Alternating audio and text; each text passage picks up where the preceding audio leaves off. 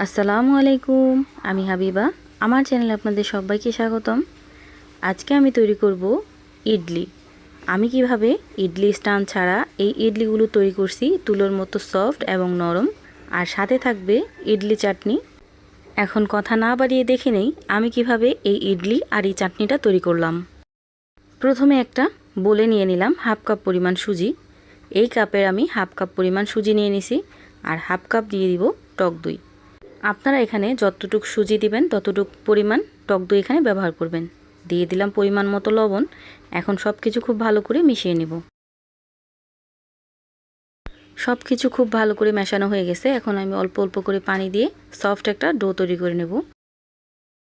এখানে আমি পানির পরিমাণটা বলে দেই। যেই কাপ দিয়ে আমি সুজি আর টক দইটা নিছি, ওই কাপের 1 কাপ পরিমাণ পানি নিছি। এখানে 4 ভাগ পানি আছে, আমি 3 ভাগ পরিমাণ পানি এখানে ব্যবহার করলাম। 1 ভাগ পানি অবশিষ্ট আমি রেখে দিছি। এভাবে সফট একটা ডো তৈরি করে নিলাম। এখন আমি ঢাকনা লাগিয়ে ঢেকে রেখে দেব 5 মিনিটের জন্য। এদিকে আমি ছোট ছোট বাটি নিয়ে নিছি। ছোট ছোট যে কোনো বাটিতে আপনারা এই ইডলিগুলো তৈরি করে নিতে পারেন। বাটির ভিতর সামান্য পরিমাণ তেল দিয়ে আমি খুব ভালো করে একটু মেখে দেব। বাটিতে তেল মেখে নেওয়ার কারণে ইডলিগুলো যখন তৈরি হয়ে যাবে তখন খুব ভালোভাবে মোল্ড থেকে ছুটে যাবে। ইডলি তৈরি করার জন্য যে ব্যাটারটা আমি রেস্টে রেখে দিয়েছিলাম, ওই রেস্টে রাখা ব্যাটারটা কিন্তু খুব ভালোভাবে ফুলে উঠছে। এখন আমি এই ব্যাটারের সাথে হাফ চামচ পরিমাণ ইনু পাউডার ব্যবহার করব। ইনু পাউডারটা দেওয়ার পরে খুব ভালোভাবে কিন্তু মিশিয়ে নিতে হবে। আর এই ইডলির ব্যাটারটা যত ভালো করে আপনারা বিট করে নেবেন, তত ভালো কিন্তু রেজাল্ট আসবে।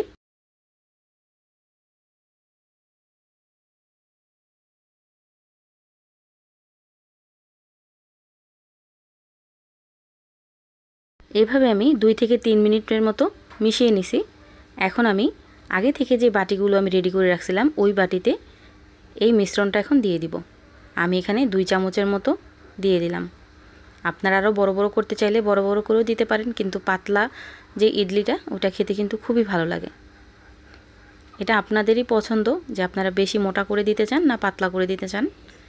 এই তো সবকটা বাটিতে আমি দিয়ে দিলাম। এখন আমি এগুলোকে ভাপে দিয়ে দিব। এই জন্য একটা কড়াইয়ে আমি পর্যাপ্ত পরিমাণ পানি আর একটা স্ট্যান্ড বসাই দিছি।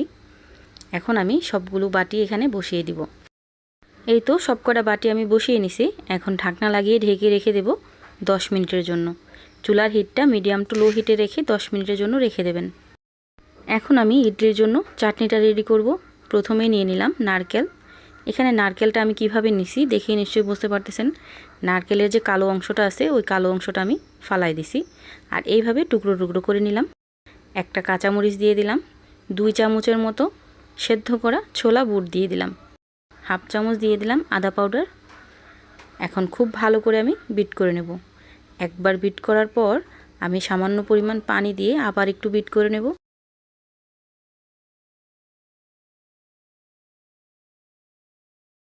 এভাবে আমি 2 বারে খুব ভালোভাবে বিট করে নিছি।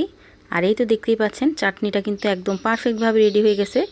এখন আমি এখানে বাগার দিয়ে দিব এই চাটনিতে। এজন্য প্রথমে আমি 2 চামচ পরিমাণ সরিষার তেল নিয়ে নিলাম। তেলটা যখন গরম হয়ে যাবে ওই পর্যায়ে আমি অল্প একটু সরিষা দিয়ে দিলাম। এখানে সাদা সরিষা আছে। একটা শুকনো মরিচ খুব ভালোভাবে ছিঁড়ে এখানে দিয়ে দিলাম। দিয়ে দিলাম কিছুটা কারি পাতা। এখন এই কারি পাতাটাকে একটুখানি ভেজে নেব। কারি পাতাটা যখন একটুখানি ভাজা হয়ে যাবে তখন আমি সামান্য পরিমাণ হিং দিয়ে দিব এখানে। আপনারা চাইলে এই হিংটা স্কিপ করতে পারেন, না দিলেও হবে। হিংটা একটু খুব ভালো করে ভাজা হয়ে গেলে আমি তরকাটা দিয়ে দিব। চাটনির ব্যাটারে সম্পূর্ণ যে তরকাটা আমি রেডি করছিলাম ওই তরকাটা দিয়ে দিলাম, আর সামান্য পরিমাণ লবণ দিয়ে আমি একটু খুব ভালো করে মিশিয়ে নিব। আমি কিন্তু আগে লবণটা ব্যবহার করি নাই, এজন্য এখন লবণটা দিয়ে খুব ভালো করে মিশিয়ে নিলাম। এই তো রেডি হয়ে গেল চাটনিটা। এই চাটনিটা আপনারা ধোসা বা ইডলি যে কোনো কিছুর সাথে খুব ভালোভাবে খেতে পারবেন। 10 মিনিট পর ইডলিগুলো আমি চুলা থেকে নামিয়ে নিয়েছিলাম।